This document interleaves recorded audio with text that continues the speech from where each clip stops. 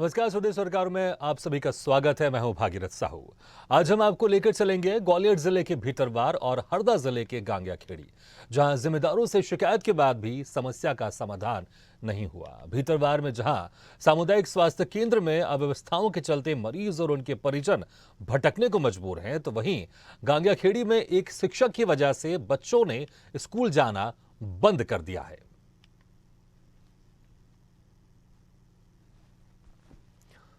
तो दो तस्वीर देख रहे हैं आप। एक तस्वीर ग्वालियर के भीतरवार से, जहां पर सामुदायिक स्वास्थ्य केंद्र में अव्यवस्थाओं का जंजाल है। वहां पर जो मरीज आते हैं स्वस्थ होने के लिए, उनको सुविधाएं नहीं मिलती है, वहां पर साफ सफाई नहीं होती है और वहां पर स्वास्थ्य सुविधाएं नहीं है। और दूसरी तस्वीर हरदा से, जहां पर लोग प्रदर्शन करते हुए आपको दिखाई दे रहे हैं, एक शिक्षक को लेकर, जो कि शिक्षक स्कूल में बच्चों को पढ़ाते हैं, संस्कार देते हैं, लेकिन वही शिक्षक बच्चों के साथ बदतमीजी करते हैं, बच्चों के साथ गाली गलौज करते हैं।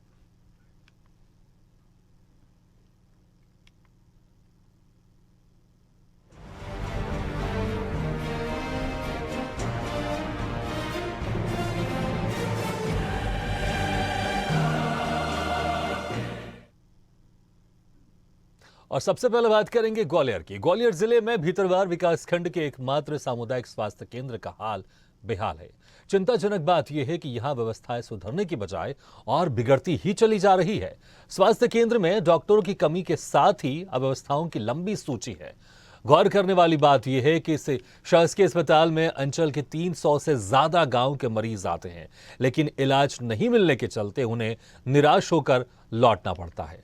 इसके बाद वो या तो ग्वालियर जाते हैं या अन्य किसी निजी अस्पताल का रुख करते हैं, जहां उन्हें महंगा इलाज कराना पड़ता है। कई बार तो सामुदायिक स्वास्थ्य केंद्र में अव्यवस्थाओं के चलते मरीज को बाहर ले जाने पर उसकी मौत तक हो जाती है। बावजूद इसके अब तक कोई सुधार नहीं हुआ है। सुविधाओं की बात करें तो यहां ना तो कोई रेडियोलॉजिस्ट है, ना महिला चिकित्सक। सैकड़ों मरीज सिर्फ 3 चिकित्सकों के भरोसे हैं। इस समस्या को लेकर भीतरवार की जनता क्षेत्र के विधायक, सांसद से लेकर मंत्रियों तक से शिकायत कर चुकी है, लेकिन अब तक स्थिति जस की तस बनी हुई है।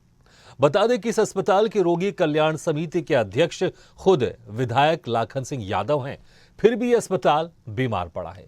यहां प्राइवेट सफाई कर्मचारियों को भी लंबे समय से वेतन नहीं मिला है। ऐसे में वो काम नहीं करते और अस्पताल में गंदगी पसरी रहती है।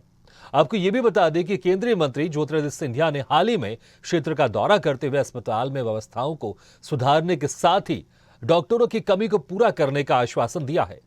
खैर, यह आश्वासन पूरा होगा या नहीं, अब यह देखना अहम होगा।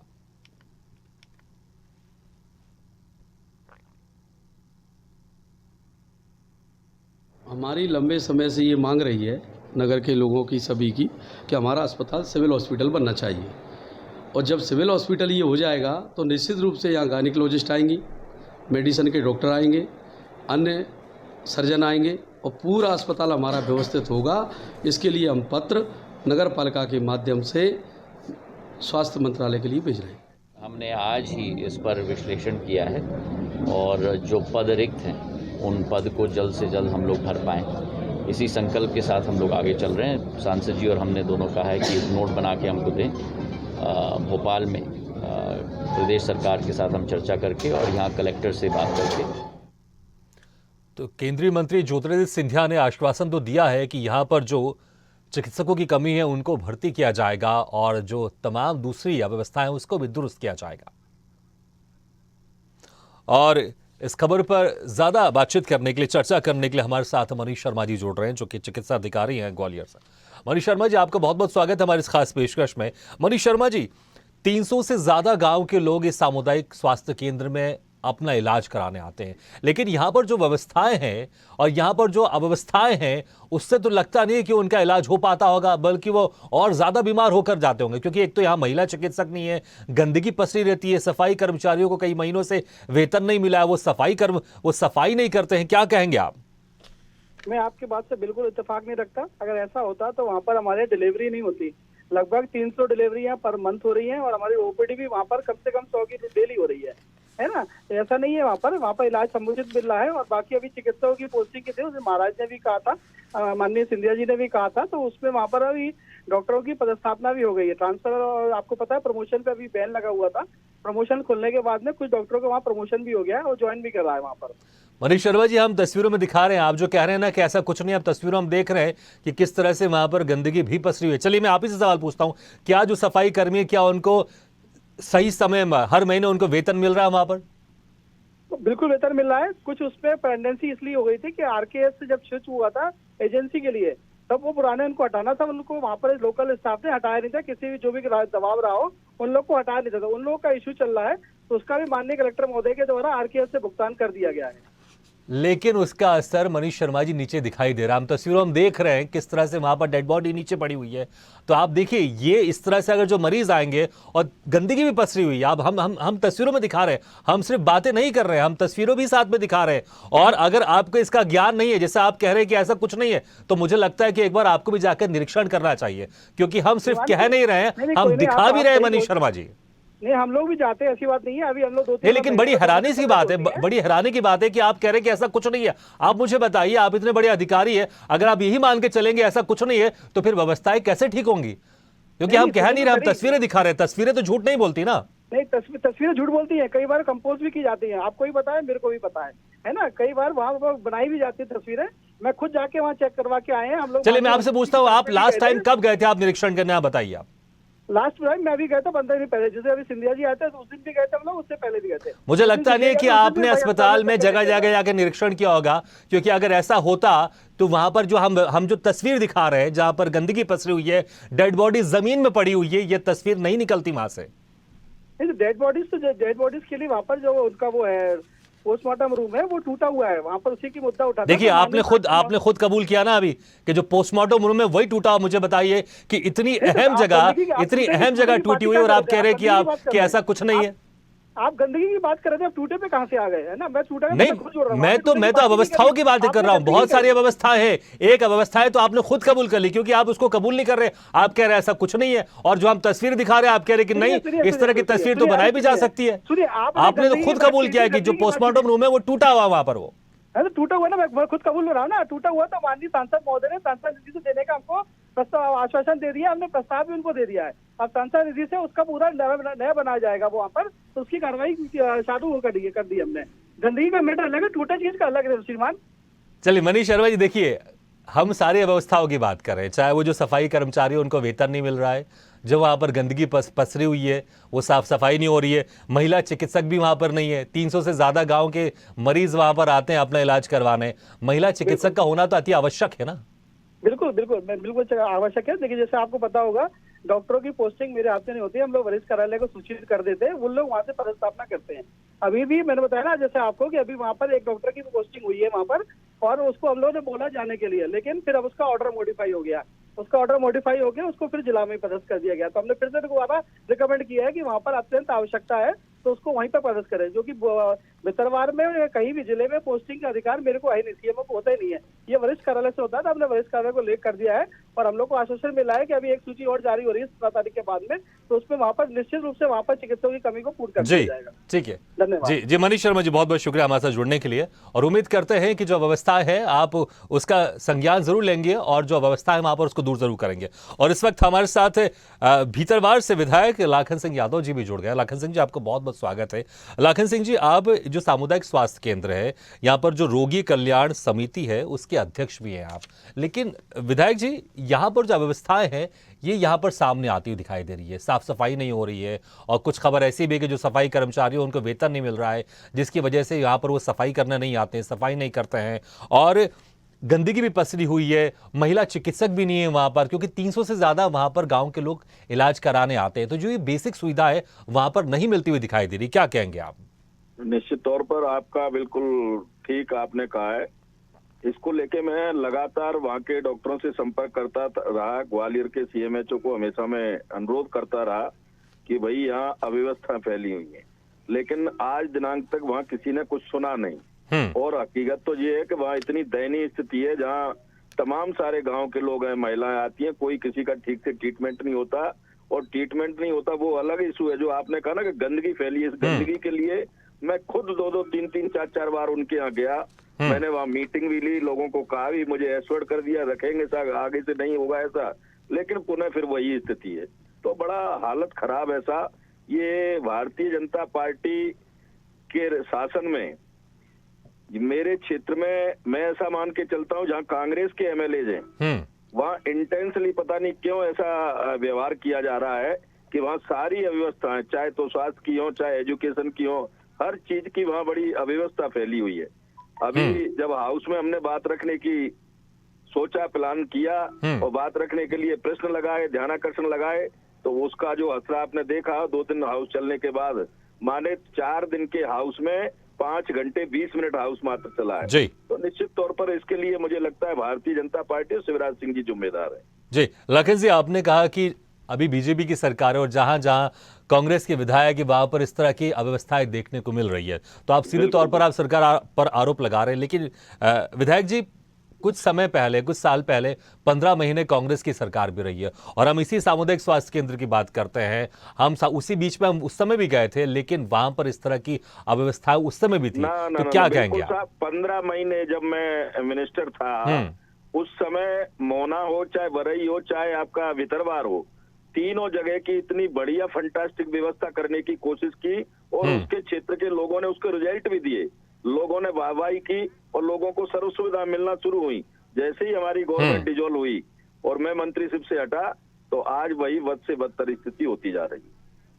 जी बिल्कुल। लखन जी, तो आप सीधे सीधे सरकार पर आरोप लगा रहे हैं कि जानबूझकर ऐसा किया जा रहा है कि जहां जहां कांग्रेस के विधायक हैं वहां वहां सामुदायिक स्वास्थ्य केंद्र में इस तरह की अव्यवस्थाएं जानबूझ के फैलाई जा रही है। लेकिन देखिए, आप भी जनप्रतिनिधि है, आप भी वहां पर विधायक हैं, तो आपकी भी जिम्मेदारी बनती है, क्योंकि जो रोगी कल्याण समिति है उसके आप अध्यक्ष भी हैं, तो आपसे भी एक उम्मीद की जाती है, जनता आपसे भी उम्मीद करती है कि, और आपके पास आती भी होगी, ऐसा नहीं, आपके पास आती भी होगी अपनी शिकायत को लेकर, तो आपका अगला कदम क्या है कि जो व्यवस्था यहाँ की पूरी तरह से बदले वो कैसे दुरुस्त की जाए? आपकी तरफ से क्या किया जाएगा? देखिए, जितने भी जनप्रतिनिधि हैं, हमारा अपनी बात रखने का प्लेटफॉर्म हाउस होता है, विधानसभा का सेशन होता है।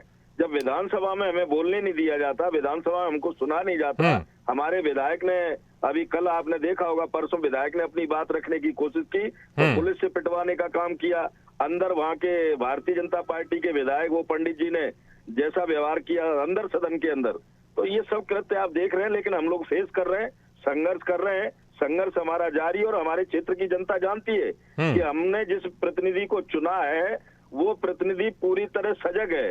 वो बात अलग है कि मैंने कहा ना कि इंटेंसली यदि कोई विकास की बात आती है और मैं किसी मुद्दे को लेकर उठाता हूं, तो निश्चित तौर पर उसमें प्रशासन के द्वारा उसमें अवरोधता पैदा की जा रही है। जैसे लगातार 4 बार से विधायक हूं मैं, और 4 बार से विधायक जब मैं रहा तो सरकार हमारी एक ही बार नहीं है रही, अभी 15 महीने के लिए आई।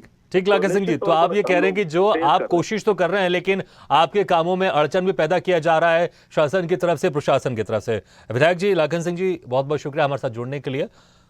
तो लखन सिंह जी कह रहे हैं कि वो तो कोशिश करते हैं यहाँ की अव्यवस्थाओं को ठीक करने के लिए, लेकिन शासन प्रशासन की तरफ से बीच में रोड़ा लटकाया जा रहा है और जानबूझ के जो कांग्रेस विधायक के क्षेत्र है वहां पर सामुदायिक केंद्र में अवस्थाएं फैलाई जा रही। तो ये गंभीर आरोप है, लेकिन सत्यता कितनी है हम जान लेते हैं। हमारे साथ जुड़ रहे हैं डबरा से संवाददाता इमरान खान। इमरान खान, अभी विधायक लखन सिंह यादव से बात हुई, उन्होंने कहा कि वो तो कोशिश करते हैं कि जो व्यवस्थाएं हैं सामुदायिक स्वास्थ्य केंद्र की वो दुरुस्त हो, और वो ये भी कह रहे हैं कि जब कांग्रेस की सरकार थी 15 महीने, तो उस वक्त यहाँ पर सामुदायिक स्वास्थ्य केंद्र में सारी व्यवस्था ठीक थी। तो आप तक ये बताइए कि जब कांग्रेस की सरकार थी उस वक्त यहाँ पर व्यवस्थाएं कैसी थी, यह बताइएगा। और साथ में अभी जो यहाँ पर जो सारी व्यवस्थाएं हैं, और हम देख रहे हैं बदाल व्यवस्था भी देख रहे हैं, ज्योतिरादित्य सिंधिया भी आकर गया, आश्वासन भी दिया है, तो अभी क्या लग रहा है आपको स्थिति, क्या बहुत जल्दी ठीक होगी या फिर ये व्यवस्थाएं, ये बदाल ऐसी ही चलती रहेगी? बिल्कुल, मैं आपको बताऊं, सामुदायिक स्वास्थ्य केंद्र की बात है तो पिछले कई सालों से, आज के नहीं 4 साल 8 साल पुराना अपने इतिहास बातें दे रही है, तो आज तक वहाँ पर व्यवस्था करने का नाम नहीं ले रहे। दूसरी चीज की अगर अपन बात करें तो वहाँ पर आज भी जो पीएम हाउस है उसमें अगर पीएम को अगर बॉडी को रख दिया जाता है तो जीव जंतु मरने के बाद उसके मुर्दे तक को खा जाती है। लेकिन आज तक जब मैंने खुद ने, चाहे वो मंत्री हो, चाहे सांसद हो, और चाहे कोई भी जनप्रतिनिधि हो, चाहे विधायक हो, मैंने खुद ने कई बार सवाल किए, उसके बाद आश्वासन तो मिलता है लेकिन वहाँ पर काम और विकास नहीं मिलता देखने को। क्योंकि उसका सीधा सारा जागता उदाहरण ये है कि भितरवार समुदाय स्वास्थ्य केंद्र अगर कहा जाए तो चंबल संभाग का सबसे बड़ा भितरवार ग्रामीण क्षेत्र का स्वास्थ्य केंद्र ठीक ठीक इमरान, तो आपने कहा कि जो ये बदहाल व्यवस्था है ये कई सालों से चली आ रही। जब कांग्रेस की सरकार थी उस वक्त भी ऐसी यहाँ पर बदहाल व्यवस्था थी, और जब बीजेपी की सरकार है तब भी ऐसी व्यवस्था है। लेकिन उम्मीद करते हैं कि जो जनता है, जनता को इससे ज्यादा खास मतलब नहीं है कि किसकी सरकार है। जनता अगर जा रही है अपने इलाज के लिए तो उसको बेहतर इलाज मिलना चाहिए, बेहतर सुविधाएं मिलना चाहिए, क्योंकि ये बेसिक नीड्स है जो एक जनता को मिलनी चाहिए। इमरान, बहुत बहुत शुक्रिया इस जानकारी के लिए, हमारे साथ जुड़ने के लिए।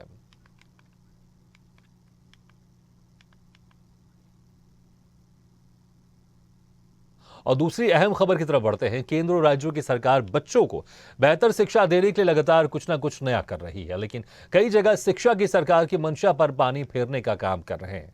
ऐसा ही एक मामला मध्य प्रदेश के हरदा जिले से सामने आया है। यहाँ हंडिया तहसील अंतर्गत अंतिम छोर पर बसे गांगिया खेड़ी गांव में एक प्राथमिक शाला है, जहां छगनलाल बडनेरे नाम के शिक्षक का व्यवहार बच्चों को शिक्षा से दूर कर रहा है। दरअसल ये मां साहब बच्चों को पढ़ाने के बजाय उन्हें गंदी गंदी गालियां बकते हैं, जिसके चलते बच्चे परेशान हैं और उन्होंने स्कूल आना तक बंद कर दिया है। ऐसे में बच्चों की न सिर्फ पढ़ाई प्रभावित हो रही है, बल्कि इनके भविष्य को लेकर अभिभावक काफी चिंतित हैं। आपको बता दें कि इस मामले को लेकर बच्चों के परिजन ने जिला कलेक्टर ऋषि गर्ग के साथ ही सीएम हेल्पलाइन पर भी शिकायत करते हुए गालीबाज शिक्षक को हटाने की मांग की थी, लेकिन अब तक आरोपी शिक्षक पर कोई एक्शन नहीं लिया गया। बच्चों और उनके परिजन का यह भी कहना है कि शिक्षक स्कूल भी समय पर नहीं पहुंचते हैं और जब आते हैं तो पढ़ाने के बजाय सिर्फ गालियां बकते हैं।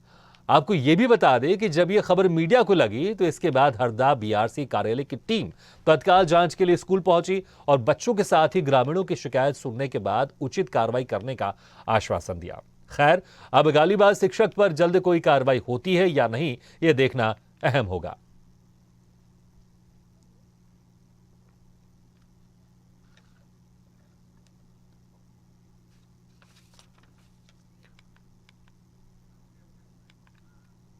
बोलते हैं घोड़ा की औलाद, गधे की औलाद, सुअर की औलाद।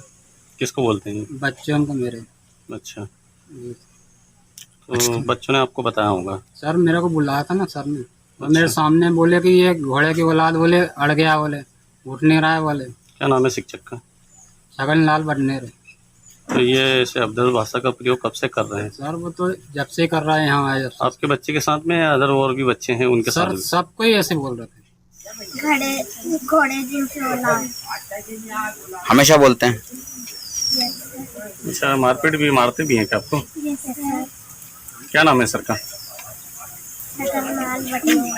बच्चों को बुला के मैंने डांट के भीतर बैठा दिया। मैंने बैठो दफ्तर में, काफी ज्यादा बच्चा 5वीं में था। मैंने विकास को बुलाया, उनका यार भैया कुर्सी बैठा के बात करी। मैंने कहा एक काम करो, ये बच्चा 5वीं में है, बोर्ड परीक्षा है, थोड़ा ध्यान दिया करो, बाहर घूमते रहते हैं। तो वो खड़ा हो गया, बोले चलो बच्चों को दोनों ले गया, अब तुम्हारी झूठी शिकायत कर दूंगा मैं सीएम हेल्पलाइन पे। तो मेरे बच्चों को मार मार के भगा दिया, मार मार के भगा था। सर मैं वहाँ से बुला के क्यों लाता? विकास कोड़ी जी के द्वारा जन सुनवाई में 13 तारीख को शिकायत की गई थी शिक्षक के खिलाफ। उसमें ये कहा गया कि शिक्षक बच्चों के साथ शब्द और तो जिस शिक्षक को संस्कार देना चाहिए, बच्चों को अच्छी बातें सिखाना चाहिए, वही शिक्षक बच्चों के साथ गाली गलौज कर रहा है। ज्यादा जानकारी के लिए सीधे रुख करते हैं हरदा से हमारे संवाददाता राजेंद्र बिल्लोरे के पास। राजेंद्र बिल्लोरे, जिस शिक्षक को संस्कार देना चाहिए, अच्छी अच्छी बातें सिखाना चाहिए बच्चों को, वही शिक्षक बच्चों के साथ गाली गलौज कर रहा है। कब से ये सिलसिला चल रहा है और कब से बच्चों के माता पिता और वहां के स्थानीय रहवासी इसकी शिकायत कर रहे हैं और अभी तक इसका निराकरण नहीं हो पा रहा है?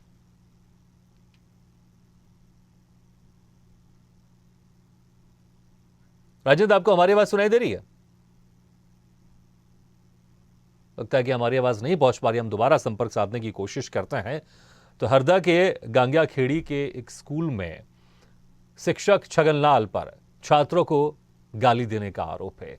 शिक्षक से परेशान हैं बच्चे, क्योंकि लगातार जो शिक्षक हैं वो बच्चों को गालियां दे रहे हैं और बुरी बुरी बातें कहते हैं। परिजन भी परेशान हैं, कई बार शिकायत कर चुके हैं, लेकिन अभी तक कोई समस्या का समाधान नहीं हुआ। हालांकि हरदा बीआरसी कार्यालय की टीम तत्काल जांच के लिए स्कूल भी पहुंची थी और बच्चों के साथ ही ग्रामीणों की शिकायत सुना भी।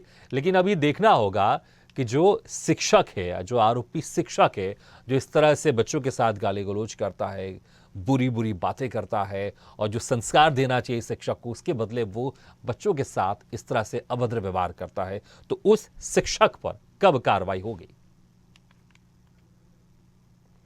एक बार फिर से कोशिश करते हैं हमारे संवाददाता राजेंद्र बिल्लोर से बात करने के लिए। राजेंद्र, आपको हमारी आवाज सुनाई दे रही है? जी सर। जी राजेंद्र, ये जो शिक्षक है, आरोपी शिक्षक है, कब से इस तरह से बच्चे के साथ अभद्रतापूर्ण व्यवहार कर रहा है, गंदी गंदी बातें करता है, गाली गलौज करता है, कब से ये सिलसिला चल रहा है और उनके परिजन कितनी बार कहां का शिकायत कर चुके हैं, और जिसकी वजह से शिकायत सिर्फ सुनी जा रही है लेकिन उसका निराकरण नहीं हो रहा है? जी दिनेश जी, बताना चाहूंगा मैं कि ये मामला 2 साल से चल रहा है और ये शिक्षक के समय तक पहुंचता नहीं है। और दूसरी बात बताना चाहूंगा कि शिक्षक ने कई बार कलेक्टर को शिकायत की है लेकिन कोई कार्रवाई नहीं हुई है। आपने कहा कलेक्टर तक शिकायत हो चुकी है और पिछले 2 सालों से ये सिलसिला चल रहा है, लेकिन अभी तक इस शिक्षक को ना हटाया जा रहा है, ना ताकीद किया जा रहा है, ना एक वार्निंग दी जा रही है और कोई समस्या का समाधान नहीं हो रहा है। ग्रामीणों की बात करें, कलेक्टर तो आपने कहा, और जो हरदा से एक टीम भी आई थी यहां पर जांच पड़ताल करने, बीआरसी कार्यालय से टीम आई थी और वहां पर स्कूल भी गई, बच्चों के साथ, और ग्रामीणों से भी उनसे बातचीत की, शिकायत भी सुनी, तो क्या उसका क्या हुआ नतीजा? राजेंद्र, आवाज आ रही है आपको हमारी? चलिए, लगता है कि हमारी आवाज फिर से उन तक नहीं पहुंच पा रही, फिर से संपर्क हमारा टूट गया है। लेकिन हरदा बीआरसी कार्यालय की टीम भी पहुंची थी, जांच भी की, बच्चों के साथ ग्रामीणों से भी बातचीत की। और इस वक्त हमारे साथ बीआरसी हरदा जुड़ रहे हैं नारायण नायरे जी। नारायण जी, आपका बहुत बहुत स्वागत है हमारी इस खास पेशकश में। नारायण जी, आप लोगों की टीम स्कूल भी गई थी, वहां पर बच्चों से और ग्रामीणों से बातचीत भी की थी, अब उसका क्या नतीजा हुआ? क्या, क्योंकि अभी तक जो शिक्षक है उनको हटाया तो गया नहीं है और लगातार जो परिजन है, ग्रामीण, वो शिकायत कर रहे हैं कि शिक्षक गाली गलौज लगातार बच्चों के साथ कर ही रहे हैं, अभद्रतापूर्ण व्यवहार कर रहे हैं, समय पर भी स्कूल नहीं पहुंचते हैं। नारायण जी, आवाज आ रही है आपको हमारी? नारायण नायरे जी, आपकी आवाज आ रही है? नारायण नायरे जी, आपकी आवाज हम सुन पा रहे हैं, लेकिन हमारी आवाज क्या आप तक पहुंच रही है? नारायण जी, सुन पा रहे हैं आप हमें? सर मैं तो कांग्रेस बोल रहा हूँ, मैं तो सुन रहा हूँ। हाँ नारायण जी, आपकी आवाज हमारे तक पहुंच रही है, हमारी आवाज भी आप तक पहुंच रही है। तो हम चाहेंगे कि जो एक सवाल उठ रहा है यहाँ पर, क्योंकि आप लोग की टीम गई थी, हरदा बीआरसी की टीम गई थी और गांव में वहां पर जाके बच्चों से भी बातचीत की, ग्रामीणों से भी बातचीत की, उनके परिजनों से भी बातचीत की, अभी तक क्या कोई नतीजा नहीं निकला? क्योंकि जो शिक्षक हैं वो बच्चों से गंदी गंदी बातें करते हैं, गाली गलौज करते हैं, स्कूल टाइम पर नहीं पहुंचते हैं, क्या कार्रवाई हो रही है उनके ऊपर? नारायण जी, सुन पा रहे हैं आप? नायरे जी बोलिए। नारायण जी, देखिए, मुझे लग रहा है कि आपको हमारी आवाज तो आ रही है, लेकिन आप शायद जवाब नहीं देना चाहते। लेकिन देखिए, जनता देख रही है, मुझे लगता है कि आपको जवाब देना चाहिए, क्योंकि आपको चुप रहने से बल्कि समस्या का समाधान नहीं होगा। आपको आवाज आ रही है, हाँ आपको आवाज आ रही है, हमारी सवाल भी पहुंच रहा है आप तक, तो मुझे लगता है आपको इसका जवाब देना चाहिए। आप चुप रहेंगे तो समस्या का समाधान नहीं होगा, बल्कि और नेगेटिव इमेज जाएगी कि आप सवाल से बच रहे हैं। आप सर मेरे को तो आ रही है, मैं गांगे खड़े तो मैं वही कह रहा हूं, तो मैं, जनता देख रही है, जवाब चाहेगी। जो शिक्षक है वो लगातार बच्चों के साथ अभद्रतापूर्ण व्यवहार कर रहा है, वो गाली दे रहा है बच्चों के साथ, और उनके परिजन भी कई बार शिकायत कर चुके हैं, कलेक्टर से भी शिकायत कर चुके हैं। आप लोगों की टीम, हरदा बीआरसी कार्यालय से टीम भी गई थी जांच पड़ताल के लिए, तो उस शिक्षक पर क्या कार्रवाई हो रही है अब तक?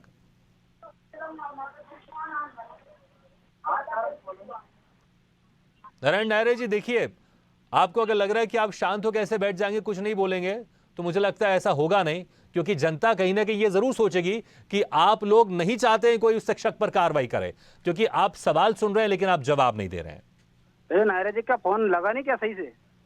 जी, और इस वक्त हमारे साथ अभिभावक हैं जो गांगिया खेड़ी से, विकास कपड़े। विकास जी, अभी हम जो बीआरसी है हरदा के नारायण नायरे, उनसे बात कर रहे थे, हालांकि हमने उनसे पूछा भी था कि उन शिक्षक पर क्या कार्रवाई हुई अभी तक, लेकिन उन्होंने कोई जवाब नहीं दिया। आप बताएं, क्योंकि टीम आई थी बीआरसी हरदा से, जांच भी हुई, आप लोगों से शायद बातचीत भी की होगी, क्या कोई कार्रवाई होते हुए दिखाई दे रही है शिक्षक के ऊपर? क्या कहेंगे आप?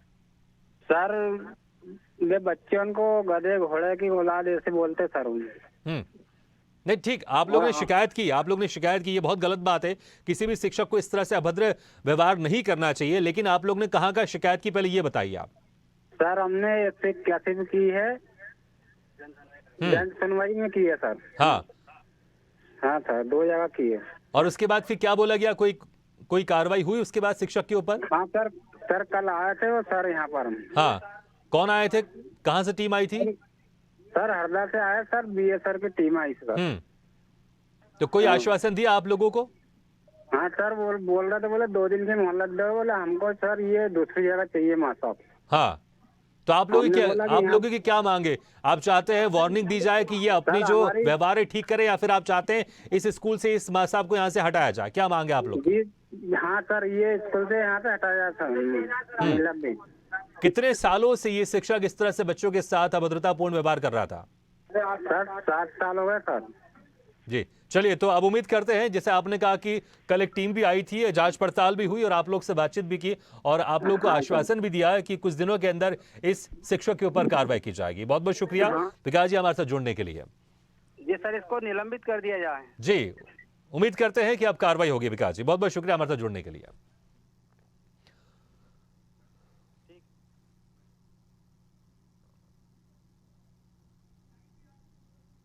तो वाकई हैरानी वाली बात है कि समस्या का समाधान कब होगा। चाहे हम ग्वालियर की बात कर लें या हरदा की बात कर लें, दोनों जगह समस्याएं हैं, लेकिन प्रशासन को तत्काल इस समस्या के ऊपर समाधान करना चाहिए और कार्रवाई करनी चाहिए। इसी के साथ हमारे इस खास पेशकश में फिलहाल इतना है, लेकिन खबरों का सिलसिला लगातार जारी है। आप देखते रहिए स्वदेश न्यूज, सबसे पहले देश।